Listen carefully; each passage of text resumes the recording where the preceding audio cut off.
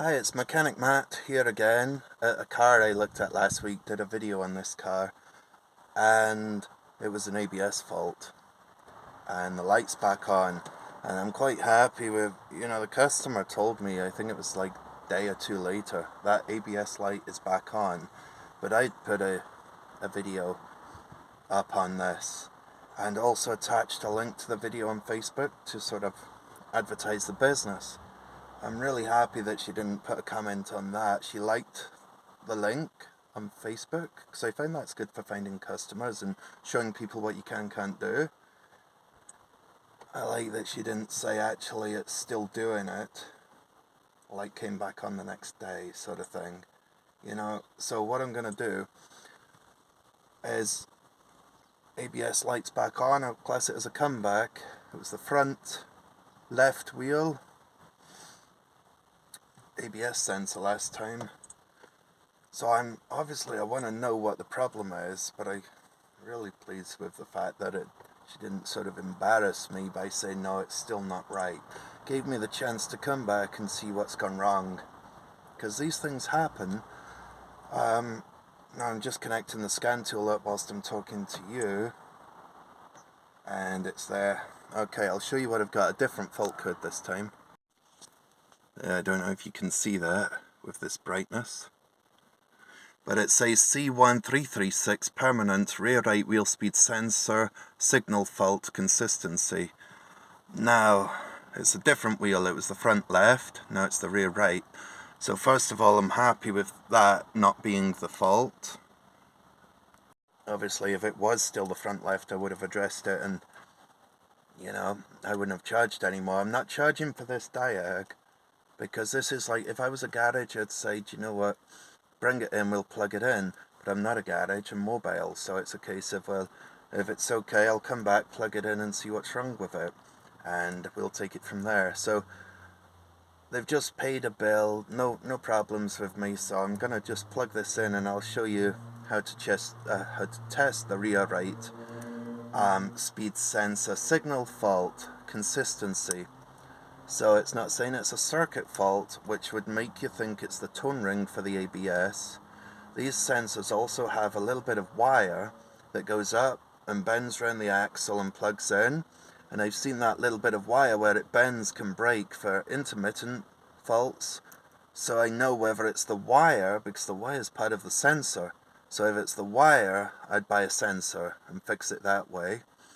But I'm going to put an oscilloscope on and rotate the wheel, and I'm going to see if there's a break that's the same amount of teeth every time. Then there's no point putting a sensor on because of a possible intermittent break in the wire. In this case, it would be the pickup ring, if it does it every same revolution, same amount of teeth between the dropouts.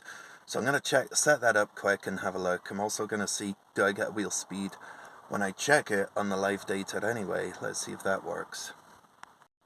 I don't think you can see that with the glare. There we go, is that better? No, it's no better, but when I spin the wheel, you can't see it at all, can you? But there is a speed on there, and it's hard to show you, but there is a speed. So we know the sensor's working, so I'm going to go and look at this wire and figure out what's going on. I'll connect an oscilloscope and try and spin it in a smooth way, keeping it constant. I don't want it to be fast, like there, then start again. There, the wheel is slightly binding at the brakes, so I don't want it to be gaps in it. I want to use both hands, try and get it nice and constant and see, do I have a break in the wire here, or is it the ABS ring, because it's actually working at the moment. Okay, a couple of minutes later, I've got the scope set up, the ignition on the car. The blue one's right below 12 volts, and the red one's right about half a volt. When I'm doing these sort of things, I do have a scope like this set up on here, a mini scope, but I don't use that for anything that I really want to know what I'm looking at. I'm using that because it's going direct to the battery, and I'm using the jumper lead that comes with this to get a good ground from the battery. Now I'm using the oscilloscope. Doesn't have to be Pico. A Handtech would work just fine, because I used to have a Handtech for years before I had this. Now on this one I've got the two wires plugged in at the back of the tyre. Two wires going back probed into the sensor. Now I can change the settings on the red one to make it AC voltage, AC coupled I mean, by pressing on that. On the red one I go to AC. That's it done. I can get rid of this and change the volts down on the setting. That should be enough right there. 2 volts, I could do 5, doesn't matter, but I want to see what happens when I rotate the wheel. See, we've got a signal there. I can't do it one-handed, so I'm going to use both hands and see if I get a break. I need to change the time. I get more time on a screen. What's that look like? Even more than that. I want to see more of the picket fence from further back. For now, right, see there's one missing right there. Oh, hold on. I'm going to stop this, spin the wheel with both hands, a few revolutions. You know where the tyre valve is, so you know when you've done a revolution. I'll make sure I've done a few of those, then we'll look at what's happened on here. I just can't spin that smoothly and show you this at the same time. There we go, there's the missing tooth, and the missing tooth again. And if we were to count those teeth in between, that would probably be the same as the pickup ring, which has magnets, north pole and south pole, going all the way around until it finds the missing bit.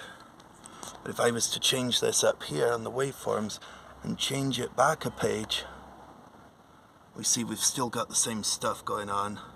And because it'll be the same amount of teeth each time, roughly, I'm not counting them, but I could, I'm happy to say it's not a break in that wire that I said that loops round here. I could show you that, the wire, how it loops round. Sometimes that's a break, and when the car's suspension moves up and down, you get that causing a fault code. But in this case, if it was the wire with a break in it causing an intermittent fault, we'd have to change the sensor, because the wire is part of the sensor. But because this is the bearing, or the ABS ring, it's not actually a bearing, it's actually on the brake disc itself. So now I can strip it down and see what's going on. But we know for sure now, test don't guess, we know it needs a bearing. Said it again, we know it needs a brake disc. But if it's a brake disc, you'd do a pair, and you'd do the pads, and the pads look okay. If I can show you that. Pads are fine in there. I wouldn't want to change them until we need to change them. If I can get away with just getting a new ABS ring from somewhere, I'll do that. So we can get an ABS pickup on its own from eBay. And it says it's got it's got 96 teeth, I think it was, 96. But if I count across here, I've got 45. And then that little stripe. But we've also got 45 at the top, positive south and north poles of the magnets in the pickup ring. So if we do the 45 twice, that's 90. And then we've got a few missing, so if we were fitting 3 of each in there, that would be enough in that gap to fit 3, I would say. So I'm happy to think if I get one of those rings, it's going to fix this. I'll show you what's involved in getting to this ABS pickups ring on this car. I haven't shown you doing it, but I'll just show you what was involved in taking the brake disc off. That's what we get now, the ABS sensors here.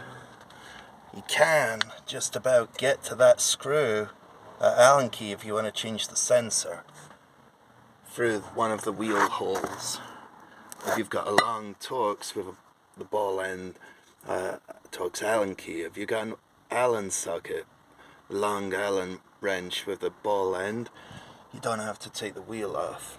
You don't have to take this off, you have to take the wheel off, but you don't have to take the disc off. But this one, here's the ring on there, it looks a bit like an oil seal. Oh, what did I take off? Yeah, 213s to get the pads off. These 213s go in there. And then we've got 2 T50s that hold the caliper actually onto here. Right? So they come out. We've got a, what size was that socket? 36, I think. You'll need a think that was a 36, I can't see it now. 36mm socket to get the big nut off. And then this just comes right off. But we look at this and I turn it there, you see there's a bit chewed away. So there's a problem. That's got caught on something, I don't know how. I'm going to see if the one I've got from eBay, I'm back at the car, I've got one of these from eBay. Going to see if it's the right one. But now we can see what's wrong with it. So a visual inspection would have done this without using a scope if you could see it, but I don't know how much of that ring you would actually see with the wheel on.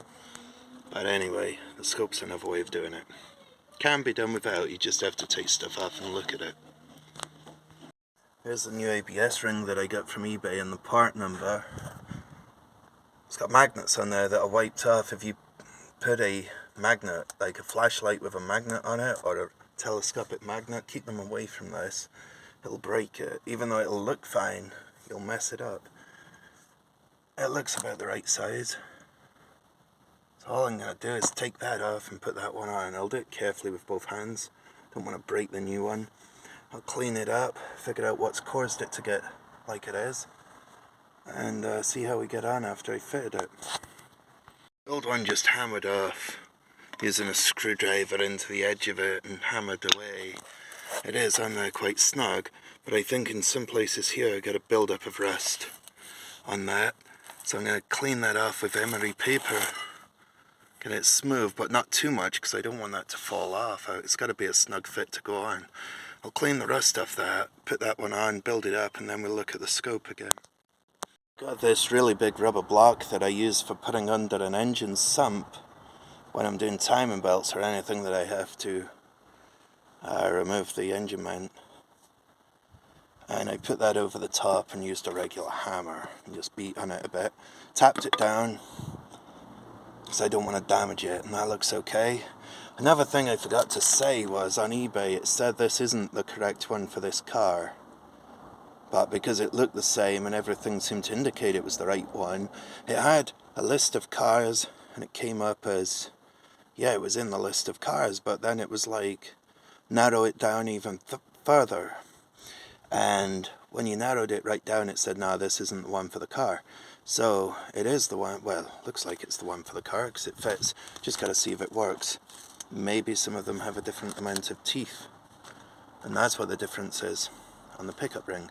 Maybe that's different, but they all seem to be the same from what I could see. So I took a chance. It was less than £10. Took a chance on it.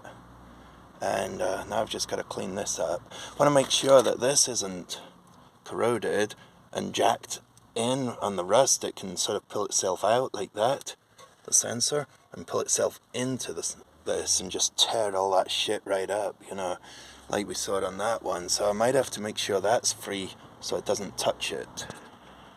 As with the sensor removed, you can see it's pre-corroded.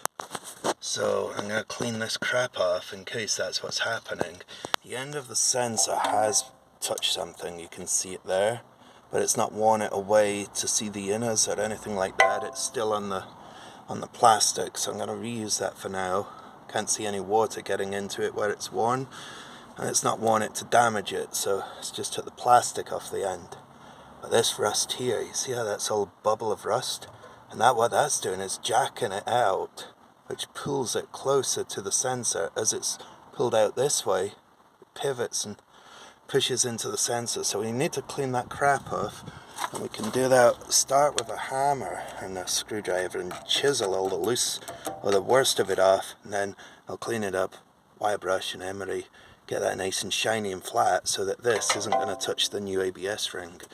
That's one thing. If you do the sensor like I said, if you did have to change a sensor and you get to it through one of the holes in the hub or the brake disc, you can't clean this up. You can't do it properly that way. The only real way of doing it is cleaning it up. Take it right off and clean it up. Well, that's a lot better than it was anyway, so now I'm going to bolt this sensor back on, build it up. Like I said, I'm not going to show you how to do it. You just put the stuff on, tighten it up, bash in the nut, the lock nut. When it's on, you'll bash it in, put the cap on, put the brake slider, caliper carrier on, and the caliper itself. And then we'll go and recheck the ABS signal. So I got it built up, and now when I look at this, I don't see a missing tooth. I've got the blue and the red. I think they may have been the other way around before. You can also see a slight step in the red, very slight. But it's the blue one that we're looking at. But if I change this up here where it says waveform, I can go back to a different page. And you see there's no dropouts at all. And another page, another one. That's where I started spinning it. So it's all good. I'll go back to that one. In fact, I could spin it and show you. Try the other way. Spinning freer now because I've freed off the brakes whilst it was there. So that's it all done. We're happy with that. It's working properly now. I can clear the fault code. There we go. I'm going to clear the fault code. The work's done. We saw on the scope that it's actually working. So if I go into ABS again, get this fault code, clear the fault code out. Trouble codes. There's that one that we had before. Let's erase the code. It says it'll be deleted, which is the idea, so we want to do that. Turn the ignition off. Doesn't say how long for, then turn it back on. So I've done that. No codes. I'll just read the codes again. I put the car on the floor so I can't spin the wheel now, but we did have a speed reading before, even though it had that intermittent fault. Okay, so I'm happy with this. It's got no fault codes. I'll just switch this off. No fault codes. No lights on the dash either. Okay, so that's this one done. I'll just switch the engine off for a second. I'm going to take the car back to them in a minute. They live down the road, so I just put out to mine to do it. The road's a bit quieter here. But that's how I handle this one. It was technically a comeback. Although it's not coming back because, like I say, I don't have a workshop. So it's like, yeah. I like the way they handled it, and they didn't put any comments. Like, a lot of customers are nice, but you get the odd few that would have enjoyed putting, yeah, your videos up. I'm the one that you did the work on the car, but actually it didn't work. Like, the same light's back on. At least this customer, she gave me the chance to look at it and fix it. So no diag fee because I had to recheck it anyway. So I'm not doing a diag fee. This is just how I'm going to handle this one. When you're self-employed, it's up to you how you handle stuff. The other thing is the part. It was less than a tenner, so I can't remember the exact price. So I'm just going to call it a half hour for the labour. Could have done an hour, but she's just spent money last weekend. So for that reason and for all the messing about, I'm going to do it as a half hour labour. And I'm £40 an hour. No call out fee. It's just £40 an hour. So this one's going to be £20 for the half hour plus the part. That's how I'm doing it. Anyway, hopefully that'll be useful to somebody. I do like to keep customers happy. That's the main thing. And thanks very much for watching.